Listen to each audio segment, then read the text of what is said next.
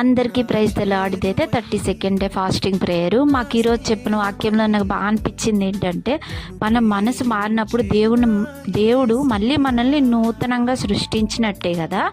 మన లోపల వెలుగు కలిగినప్పుడు అన్యజనుల ముందు అది ప్రకాశింపబడుతుంది.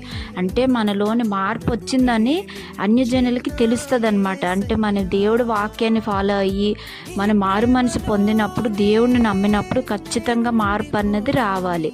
అదే దేవుడికి ఇష్టమైందనమాట. మన మనసు మారినప్పుడు మన మనసుకి స్వస్థత కలుగుతుంది అనమాట. అంటే మన మనసు మారి చూస్తే మనం చాలా రిలాక్స్ అయిపోతామంట. చాలా భారం అంతా దిగిపోయినట్టు ఉంటుందన్నమాట. మారు మనసు పొంది మనం సువార్త చెప్పాలి.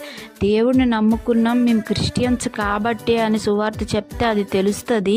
మారు మనసు పొందినాక మనం నూతనంగా సృష్టించబడినప్పుడు, మన మైండ్ సెట్ మారినప్పుడు ఖచ్చితంగా సువార్త